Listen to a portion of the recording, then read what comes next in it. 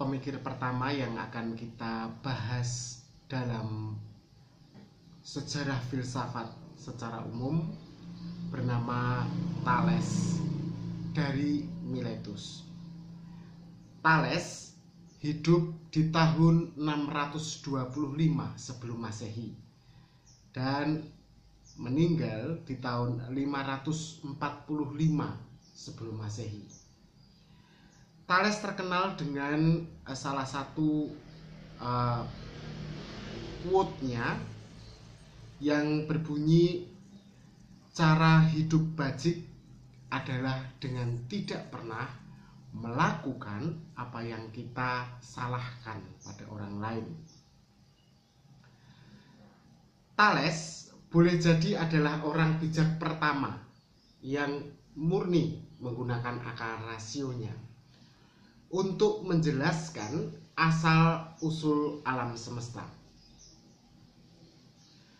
Dia seperti para filsuf lain yang akan menyusul dia nantinya, dia tidak puas dengan penjelasan mitologis yang berasal dari agama Pantheon Yunani mengenai asal-usul manusia, asal-usul alam semesta, asal-usul segalanya.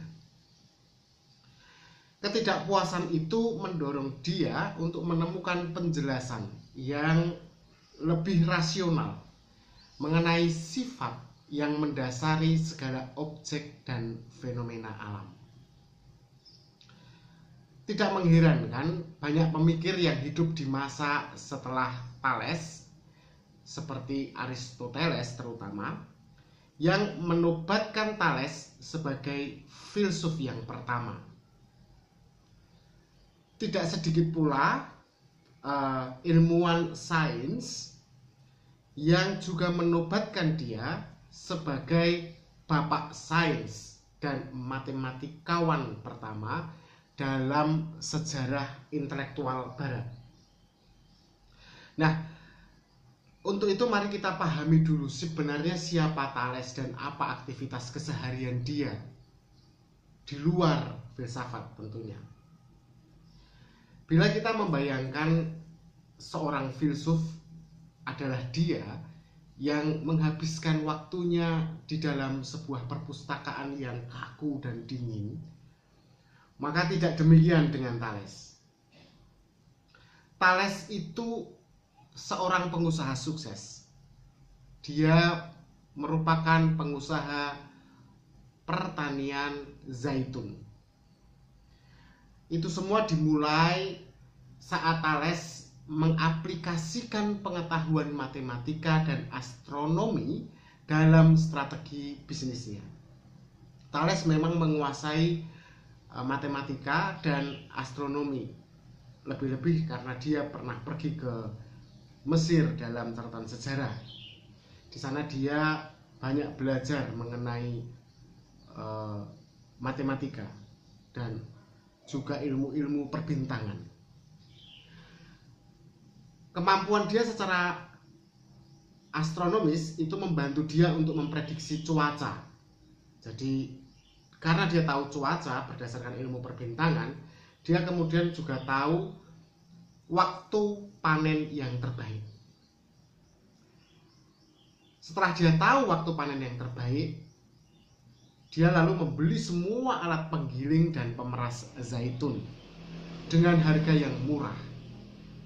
Dia beli dengan harga yang murah karena memang pada saat itu orang-orang belum tahu, belum bisa memprediksi waktu panen yang baik, karena tidak semua orang tahu astronomi di Yunani pada saat itu.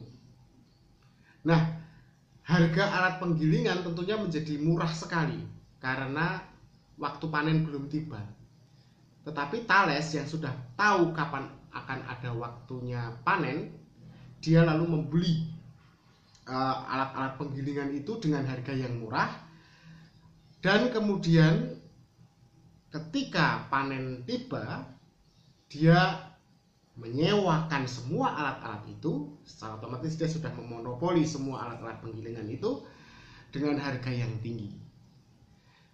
Itulah kecerdasan Thales yang mencoba menggabungkan antara kemampuan rasionalnya mengenai ilmu perbintangan, astronomi, dan matematika, hitung-hitungan dalam kehidupan bisnisnya sehari-hari. Kesuksesan Thales dalam berusaha tentu membawa dia menjadi orang yang kaya raya. Namun seperti yang pernah ditulis oleh Aristoteles, Thales tidak menjadikan kekayaan itu sebagai tujuan dia. Jadi dia tidak mempraktekkan kemampuan berpikirnya itu semata-mata demi kekayaan. Apa yang dilakukan Thales adalah pembuktian bahwasannya filsafat punya manfaat dalam bidang-bidang yang praktis. Karena selama ini filsafat, pemikiran selalu dianggap mengawang-awang, tidak ada hubungannya dengan kebutuhan hidup sehari-hari, tidak menjawab kebutuhan. Nah, Thales justru sebagai filsuf yang pertama dalam sejarah filsafat, dia justru hendak membuktikan bahwa filsafat itu ada gunanya. Menjadi filsuf bagi Thales tidak lantas menjadikan seseorang itu malah justru menjadi miskin, tetapi justru dengan kemampuan filosofisnya dia akan sukses dalam kehidupan nyata sehari-hari. Itu yang diyakini oleh Thales, seperti yang ditulis oleh Aristoteles. Thales boleh dikatakan adalah filsuf yang paling tersohor dari antara filsuf-filsuf di masa sebelum Socrates. Dia adalah salah satu dari 7 orang bijak dalam tradisi Yunani kuno. Dalam tradisi Yunani kuno ada 7 orang yang dianggap bijak, saga, ya, sage. Seperti misalnya Pittacus dari Mytilene, Bias dari Priene, Solon dari Athena, Cleobulus dari Lindos. Cleobulus ini adalah mertua dari Thales, ya. Periander dari Korin atau Korintus, kemudian Cylon dari Sparta. Nah, dia salah satu dari orang-orang yang saya sebutkan tadi. Tidak mengherankan karena Thales itu punya banyak beragam minat yang ditekuninya secara serius. Di luar filsafat itu sendiri, Thales selain juga dia pengusaha, adalah ahli dalam geografi. Dia juga seorang matematikawan seperti yang sudah saya sebut tadi. Dia adalah seorang insinyur terkemuka yang bertanggung jawab dalam pembangunan fasilitas-fasilitas umum pada saat itu. Dan dia juga adalah seorang konselor politik dan bahkan penasihat perang Raja Croesus. Dia seorang penasihat perang Raja Croesus saat sedang menghadapi serangan Raja Cyrus dari Persia.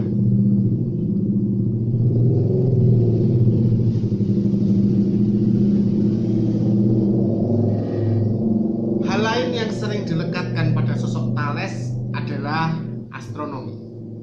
Thales tersohor karena dia di bidang astronomi pernah meramalkan gerhana matahari pada tahun 585 sebelum Masehi. Dia untuk bisa meramal itu, dia melakukan perhitungan matematis yang ketat terkait dengan durasi tahun dan posisi matahari terhadap bumi. Dalam hal ini, dalam astronomi itu ada istilah waktu equinox dan titik balik matahari. Nah, itu semua Thales lah yang pertama kali, atau boleh dibilang orang yang pertama melakukan prediksi gerhana matahari.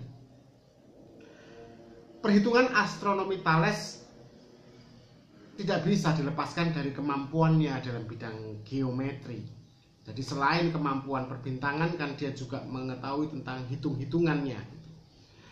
Dia memperoleh ilmu itu sebenarnya tidak dia temukan sendiri, tetapi dalam kunjungan-kunjungan dia ke Mesir. Pada saat itu, di sana dia belajar dan mempraktekkan kemampuan geometrinya.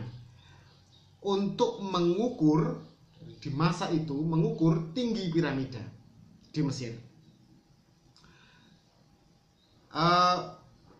Tapi tidak hanya di situ saja dia berhenti mengukur tinggi piramida. Dia juga mengaplikasikan kemampuan geometrinya untuk bidang navigasi.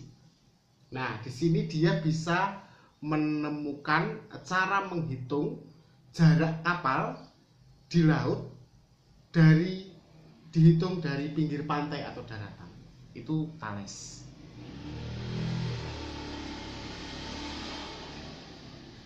Thales boleh dikatakan adalah orang pertama yang sebenarnya mengusulkan penjelasan tentang fenomena alam yang didasarkan pada akal daripada teologi atau mitologi. Disinilah dia dinobatkan menjadi seorang filsuf karena menggunakan akalnya untuk memahami dan menjelaskan fenomena alam semesta. Karena sebelumnya alam semesta itu selalu dipahami dalam kaitannya dengan narasi dewa dan dewi, segala hal yang sifatnya mitologis atau teologis, yang sifatnya ketuhanan. Nah, Thales tidak, dia mencoba menjelaskannya dengan akalnya. Pertanyaan yang muncul dan paling menarik minat Thales itu adalah sederhana. Terbuat dari apakah dunia ini? Pada masa itu orang Yunani kuno sering mengaitkan asal-usul dunia dan fenomena alam dengan kisah-kisah supranatural tentang dewa, pahlawan-pahlawan antropomorfik seperti Zeus, seperti dewa-dewa anak-anak Zeus dan yang lainnya. Nah, Thales berbeda dengan orang-orang di zamannya. Dia memilih menggunakan hipotesis rasional yang acuannya adalah pada proses alam itu sendiri. Gitu. Jadi berbicara tentang alam, maka dia tidak ingin berbicara tentang apa yang ada di luar alam, tetapi di dalam alam itu sendiri itu terjadi apa. Sebagai contoh begini, dia menjelaskan fenomena tentang gempa bumi. Orang Yunani pada saat itu, orang Yunani kuno itu percaya bahwa gempa itu disebabkan karena kemarahan Poseidon atau tokoh antropomorfik atau yang dipercaya menguasai lautan, dewa penguasa laut, begitulah istilahnya. Nah, Thales tidak sepakat dengan keyakinan itu. Menurut Thales, bumi itu ini gambaran awal Thales tentang bumi ya. Bumi itu piringan datar ya, yang terapung di atas air. Gempa terjadi saat gelombang pada air menerpa bumi mirip kapal yang terkena ombak. Jadi gempa itu dalam akal Thales pada saat itu, karena bumi bentuknya datar ya, itu dia mengambang di lautan, dan ketika laut itu bergerak maka terjadilah gempa. Kita tidak akan mengatakan bahwa pandangan itu kok lucu gitu ya, tetapi ya begitulah akal orang pada saat itu. Setidaknya dia tidak berimajinasi bahwa gempa itu karena kemarahan dewa, tidak. Dia mencoba memahaminya dalam rasio atau akal sejauh yang dia ketahui, yaitu bumi bergerak karena dia itu mengapung di atas air. Penjelasan rasional itu sebenarnya berangkat dari keyakinan Thales bahwa segala hal di alam semesta ini, Thales itu meyakini berasal dari air. Mengapa air dan bukan besi atau terbuat dari tanah atau terbuat dari udara? Kenapa Thales melihat bahwa segala hal, manusia, hewan, tumbuhan, bumi, bintang, langit, semuanya berasal dari air? Thales itu melihat seperti itu karena dia menempatkan air sebagai arche atau asal-usul dari segala yang ada. Thales percaya bahwa akhir dari segala sesuatu adalah air. Air menjadi udara saat dia menguap. air menjadi es yang padat saat dia membeku.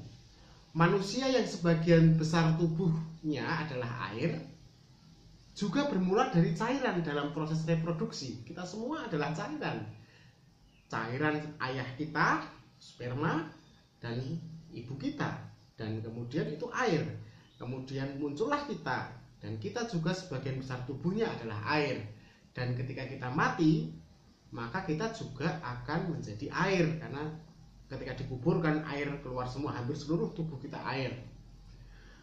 Nah, disitulah keyakinan Thales bahwasannya ada bentuk-bentuk yang berbeda, forma-forma yang berbeda. Itu semua karena hanya perubahan bentuk air saja gitu. Jadi dari padat ke cair atau cair ke padat. Nah, pada saatnya semua hal termasuk manusia akan mati dan berubah menjadi air kembali. Begitulah pemikiran Thales secara sederhana. Untuk lebih jelasnya saudara-saudara bisa mengembangkan sendiri dan mencari sendiri sumber-sumbernya. Tetapi sebelum saya menutup video kali ini, saya ingin meringkas sedikit mengenai tokoh yang kita bicarakan pada hari ini.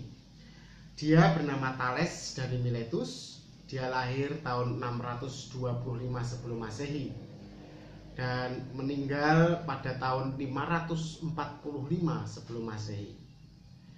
Dia berasal dari sebuah kota bernama Miletus di Asia Kecil, dan dia merupakan warga negara Yunani atau berkebangsaan Yunani.